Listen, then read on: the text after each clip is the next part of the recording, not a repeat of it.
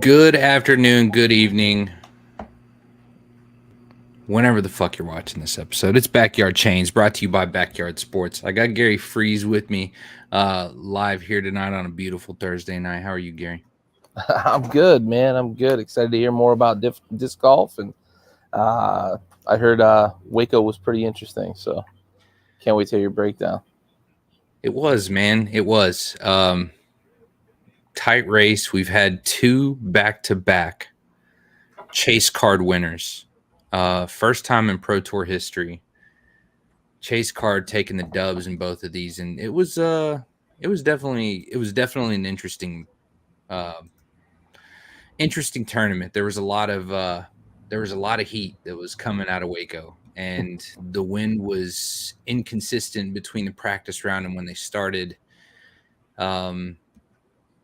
Yeah, and they just kind of got the full teeth of Brazos Park East, or Beast Course. It lived up to its name. But starting off, we have a familiar face on the podium again, and it's Calvin Heimberg, tied for third with Cole Redolin, who had a great performance, minus some severe blemishes, or some key blemishes and a double bogey in the last round to really kind of set it off. But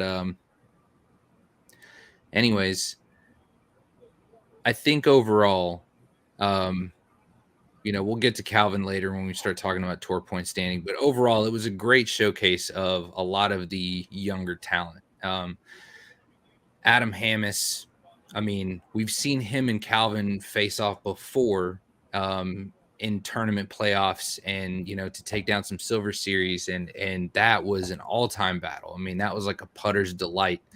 Man, Adam Hammis with the long hair, he'd putt, and if his hat hit the ground, he sunk the putt. I mean, it was he's just banging in these 50-footers, and it was incredible disc golf to watch. And watching him back and just continuing to do his thing, man. Adam Hammis is going to be a serious problem in a lot of these woods courses. This man is very. I mean, we saw him in the distance competition throw north of 600. I mean, it was fantastic.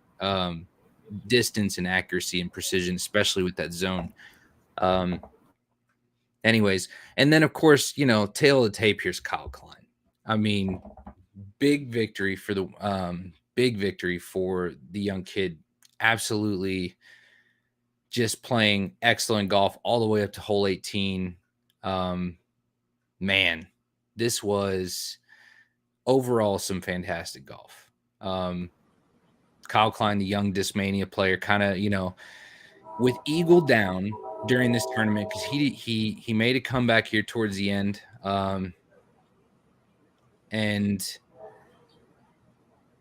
Eagle really struggled in Waco, I think. But, Kyle Klein really having to hold down Discmania with Simon Lizotte out of the picture. And I think he did a great job of kind of keeping them relevant. And I mean, playing a clean 18 is, at any point in time on this course, is unbelievable. But yeah, I mean, to take down the win in the process that's top tier. Kyle Klein is another, I mean, arguably top 5, top 10 disc golfer right now that's up and coming. So, I don't know where he stands in the points, but I'm sure he's top 5, 3, 2. He's second in point standings this year. So, I mean, watch out for the young Kyle Klein.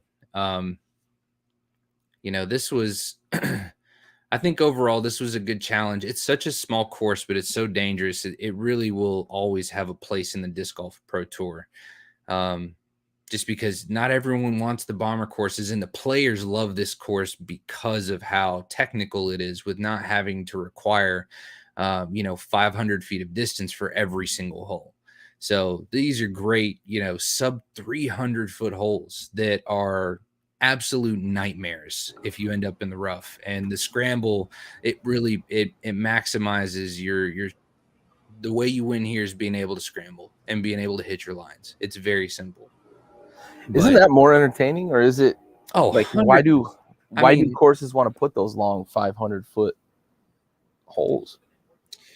Well, I mean, I feel like it's similar to golf, right? Where you have, you have your more challenging par threes with narrow landing spaces and greens, even, keep them fast and slopey. So you have to loft something up and just have it die on the spot. You're lawn darting here, and people love those. But I think people also love watching somebody eagle a par five with two amazing shots to put them in a putting range in three or in two, and that shit is, people will always eat that up, man. That's like people dunking. That's like, it's the highlight play. So for me, because I appreciate the, I guess, the craft of disc golf, and I know there's a lot of people like me that appreciate the skill that's associated with the shot. If you play, or if or especially if you compete, you can appreciate moments like that where you're under pressure to make a shot that is difficult, and then you fucking nail it. And then the accuracy and consistency in which these professionals do it is just, man, it's incredible. Being able to do things that these guys can do, stand still, 300-foot flicks of the wrist, is not common for people. And yet there's probably 10 people that I can name on this pro tour that can flick 300 feet standing still. It's pretty impressive. So um anyways, so let's get into the most recent. This one was another fucking fantastic show of golf here, and let's get right back into the podium, man. Calvin fucking Heimberg, there he is, tied for third, and really kind of, you know, he had some very costly mistakes in the final round. That, he had two double bogeys on one on five, and so that's 4 strokes right there, and he still shot a 7 under. He still shot 7 under, and through his final round, he would have been 11 under if he had even just parred these holes. And the winner here was 22 under. It was a 3-stroke difference, and he had 4 off of 2 double bogeys. That was a victory right there for him, and it was costly. He played great golf pretty much right after that last double bogey. He had a handful at the most of pars, and the rest were all birds. And a lot of them were easy birds. He didn't really struggle there at the end. He got dialed in at hole 6, and then it was a wrap from there. James Proctor coming up 9 spots to tie in that podium finish with Calvin Heimberg at 19 under, shoots a 10 under round, bogey free. He goes fucking 4 for 5 on the last 5 holes. I mean, he's an absolute unit. And I've always been curious to see what he was going to turn into as a golfer once he expanded his bag outside of Innova. And the guy can throw. He's most recently made the commitment full time as a disc golfer. I think this is his first full year as a touring disc golfer since he's left Innova. Now I believe he's with ThoughtSpace. It's cool to watch this guy do well, because one thing's for certain: this man can bomb, this man can hit gaps, and the dude's putt is vicious. We got to see some great scramble par putts from circle 2, couple great circle 2 putts for birdie. I mean, James Proctor put on a clinic on how to play that course in that final round. And then up 5 spots at the number 2 to finish second here at Austin, Texas, at 20 under total, was Simon Lizotte, showing up. Team Discmania former, first year with MVP, 10 years, $10 million deal. Come on, dude. You had to show up and show out, and this man did. Hole 1, throws a mid-range on an Anheuser angle. I mean, it was 410 feet of carry. I mean, the amount of that you needed to really be able to hit that angle, and it was on a line. Man, that dude does amazing things with the disc that 99.9% of human beings are not capable of doing. Not that they can't, and like, even with practice, they couldn't make that shot. even 2 out of 10, 1 out of 10 times. So, anyways, always good to watch. You know, I think a lot of people have had some doubts about whether, Simon Lizotte, what his first year is going to look like with MVP. But let's not forget James Conrad's first year outside of Innovo, his longtime sponsor, he won a world championship. And Simon Lizotte is perfectly capable and dangerous of taking down any tournament at any point in time. He is one of your biggest wild cards. I don't care about how long he's been playing a game. I don't care about the injuries that he's dealing with. This man knows when and how to win. And so, yeah. But Gannon Burr ultimately is the guy who really kind of turned it up after a costly bogey on hole 15. It was looking rough. It was really kind of a nice little trade-off there between him and Calvin Heimberg. And that's who I really thought was going to be the guy that was in the mix. Simon obviously was there. And I really thought that Gannon was at risk for losing it. And, there's already enough craziness going on with Gannon, with his situation with Prodigy sticking around. All of a sudden, things are back to normal. There's been no such concerns of lawsuits, and you don't see that much memes about it anymore on the internet. It's pretty interesting to see how quickly all of that chatter kind of disappeared once he threw the logo back on his polo on tournament weekends, and he shouted out his promoters and started tagging them on Instagram again. It was interesting to see how all of that just kind of, like it never happened. The social media scrub was impressive, I think, to say the least. But anyways, so long story short, the kid takes down the W. What a great trophy, too. I mean, we're talking about a cowboy hat with a leather hand tooled, the Open at Austin logo, 2023 MPO champion. I mean, it's a perfect Texas gift, and there it is. So anyways, the kid did great. Let's talk about something that I feel like is, and maybe it's because I'm a stan. Maybe it's because I enjoy, maybe it's because I enjoy watching this kid do well. But Calvin Heimberg is first, and I'm trying to actually remember how to show my screen, present. There we go. So excuse the delay here. So up at the top here, we got Vinny. It's Calvin Heimberg. He's 3 for 3 on podiums this season. He's got a W and he's got 2 third-place podiums. No one else even has a podium, more than one podium this season on the MPO card. Just to put that in perspective with how it's not always the same guys in the top 3. So Adam Hammis was second in WACO. He was 8th. So he's still in the mix. But as far as podiums are concerned, speaking of podium changes, I guess before I get into it too much,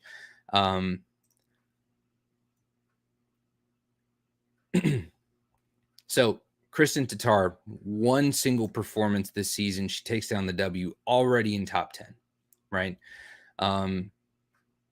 So then she takes 5th,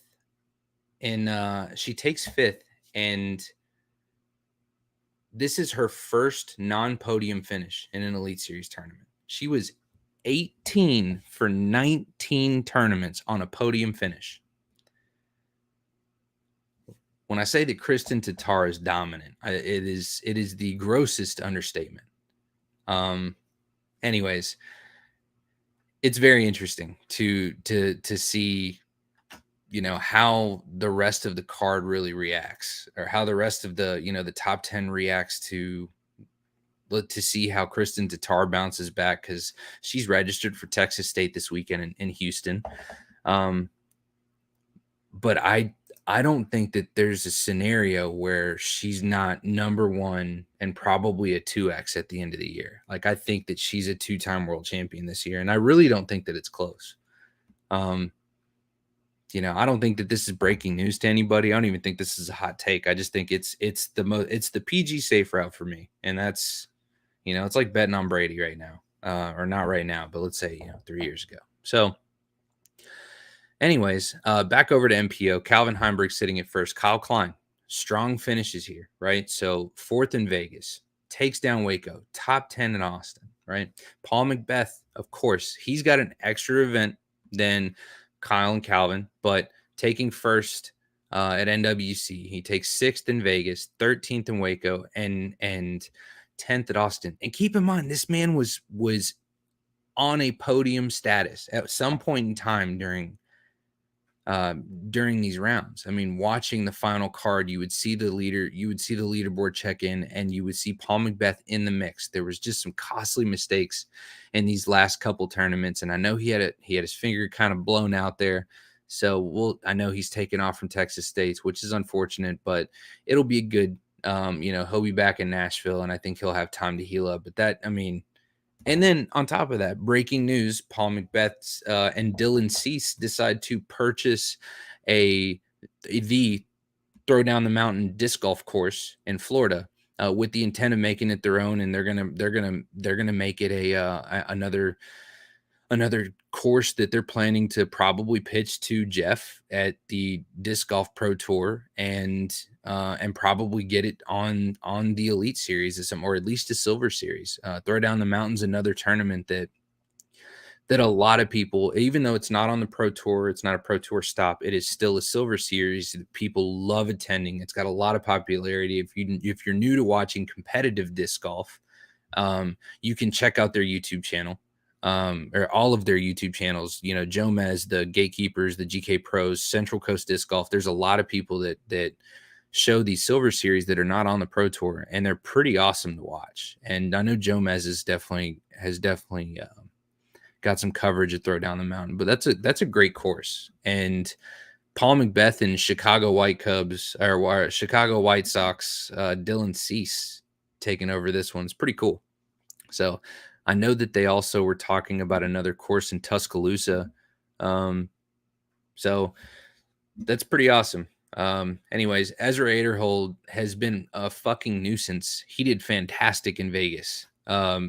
Really turning in, fine-tuning the distance and turning up the heat on his putts. And you see him here, podium finish in Vegas, not so great in Waco, and then open in Austin, hitting the top 10. So anyways, so the only people that I feel like, and there's Igor right there. So you can see their trajectory. He really struggled, like I said, at Waco, tie for 35th. But you see here in Austin, tie for 6th. He's back in the top 10. I don't think Eagle's on the back. I think Eagle's completely on the up and up. I think we could see a performance in Nashville, and if not, expect him to be a major champion at Champions Cup. Like I think Nashville is going to be a great kind of realignment for him. He's had the week off with he's not going to be in Texas State this weekend, but seeing him again in 3 weeks for the Champions Cup, I think he'll be as close to 100% as we'll see him this season. And so this on how comfortable he is with his forehand, I would still expect Eagle McMahon to be a top 5 disc golfer this year. I don't think we've seen this guy revert and almost rely solely on his backhand and even throwing left-handed if needed. And he's still competing at a very high level. He's had some issues with some of his, momentum, I feel like, but again, trajectory's got him tied for 6th now. I'm assuming he's probably going to have a podium finish in Music City, and we expect him to probably take down the Champions Cup, or at least have, a podium finish chance at taking it down. So, anyways, overall, I think I think we've been fortunate to see the disc golf that we're watching so far. We've seen a lot of close calls, a lot of close matches. We've seen a good level of competition, a lot of new talent, and the same old. The new faces that I feel like for me have really shown up so far this season. James Proctor consistently being where he's had now 2 top 10 finishes is who I like to see, because I've seen he's been in the game for a while, but I think we're seeing consistency with him, and as far as his touring presence. So I think his skill, his ratings, his performances are inevitably going to go up because he has all the tools. Gannon Burr is going to be a world champion in the next 2 to 3 years. Like within the next 2 to 3 years, he's going to be a world champion. He already took down USDGC. He's already got a majors. So there's no doubt in my mind he's going to be a 1X before he's 20, and which is pretty fucking sick. Adam Hammis is doing great. Joel Freeman's always kind of a real killer on the distance runs and got a great putt. Colbert Dolan, we already talked about. Mason Ford, first year with a new sponsor, and he always does well through Blue Ridge, Music City. We'll see him do well in Jonesboro, and I think we'll see him, I can't remember how he did in the OTB Open, but he does well, period. And then he just never really seems to get to that hot streak in the lat end in the season. And Matty O's another guy who I think is going to continue to be a nuisance. Chris Dickerson, I mean, we're already in the top 15, and I haven't even mentioned James Conrad or, there's a lot of people in here. Drew Gibson. I won't give that much credit to Brody Smith, but there's some absolute Anthony Barella. Yeah, let that dude get tuned in. Look at Jonesboro when you got to pipe down 550 on a low ceiling and you got to play low tree Florida woods golf or Arizona desert shit where you've got mini gaps. And that's where we're going to see guys like that really, Jonesboro champions are people like Calvin, people like Paul, the guys who can throw low, far, powerful, penetrating shots and stay well within their, it's all about circle one hits on a par three. And so it's, anyways, enough babble about it. It's a fun thing to watch. And the more you watch it, the more you get addicted. So I've got a good salute tonight. And, I want to jump into that. This is our every episode of our show gets dedicated to a fallen service member, in our Folds of Honor sponsor segment we like to call our Salute to Service.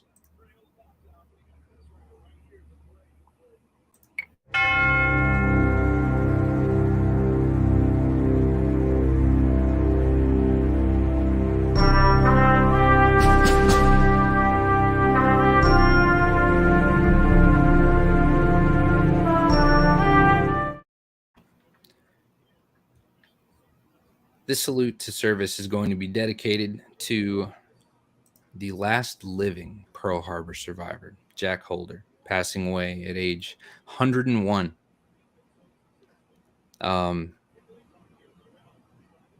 He went on to become a decorated World War II flyer who flew over 100 missions in the Pacific and European theaters.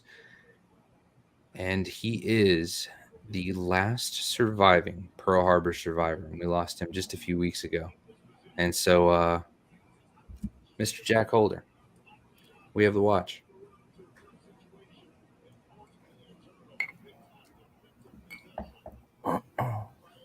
Man. It's tough. Yeah. I'm just trying to triple check through my notes here to make sure I didn't miss anything. But yeah, no, I think, her last... There it is. Sorry, I knew I had it somewhere. The last non-podium finish was in June of 2021 for Kristen Tatar. Unbelievable. That's wild. Yeah, almost 2 years ago. That's serious dominance. Yeah. And this is really Scandinavian sniper. It's really kind of the first year of her tour, of her touring the U.S. consistently. This is maybe her third year. So it's pretty interesting to see how to see things unfold from here. It's always been kind of the, Katrina Allen, Paige Pierce, Sarah Missy, like it's always been kind of the same folks at the end. The only one, and I keep talking shit about, the only one that I feel like has really fallen off for me is got to be Kona. Like it is, it's insane to me. You know, just I said she was she was overrated to begin with. So, anyways, and it's not even hate. It's just disappointment, I guess, cuz I expected so much more out of her. But anyways, so I don't really have much else. I just wanted to make sure we go over the point standing, which we did. There's a great competition happening over at a new course this weekend in Houston, Texas States. You know, whereas traditionally it's been in Tyler. This is going to be, you know, it's the last stop in the Texas leg of the tour, and then we're going to start going into Nashville. So it is going to be some fun golf coming ahead. Going through Arkansas, hitting Jonesboro. We're getting into a very fun part of the tour where you're going to get to see the bombers really come out to show. So, of course, we're going to continue to see the same guys, Gannon, Simon, James Proctor, Calvin. All of those guys are going to continue to be, problems. And then we're going to get to see the Kevin Jones guys come in, and, we'll get to see Mason Ford. We'll get to see Eagle McMahon. I mean, all of these guys can bomb, and they can bomb accurately. This is going to be great golf coming up these next couple weeks. So be sure to tune in, whether it be Disc Golf Network, Disc Golf Pro Tour, Jomez, Gatekeeper, GK Pro, you name it. All kinds of options. If you have questions, don't be afraid to ask. Anyways, Gary, any closing thoughts? Not much from me, man. Appreciate the breakdown. Do they come back to Texas, or is this like they hit all of Texas and then they move on? Yeah, and then they move on. Yeah, okay. So they're going into Champions Cup, Jonesboro, Arkansas, OTB Open. I don't remember where that is. And then they'll start going into I need to know where that is. Anyways. I know Texas is kind of a hotbed for disc golf. Yeah, there's a lot of places. So Texas, there's quite a few there's a lot of disc golf in Jonesboro, and then in North Carolina are kind of some of the really big ones. So lots of stuff going on out that way. So nice. Anyways, I think it's going to be anyone's game. I think that anybody in the top 20 right now could probably pull off a win at Worlds, could take down a major. The competition is way, way more expanded than it was 3 years ago. Like, yeah, I think that's probably, I feel like that's not an exaggeration. Nice. Yeah, it's pretty crazy. Yeah, that's awesome. Yeah. So anyways, Gary, thanks for joining me, man. I appreciate it. Yes, sir. So from all of us here at Backyard Sports, my name is Raul Herrera. This is Backyard Chains, a disc golf podcast brought to you by Backyard Sports. Thanks, Gary, for joining me. My name is Raul Herrera. We'll see you next week.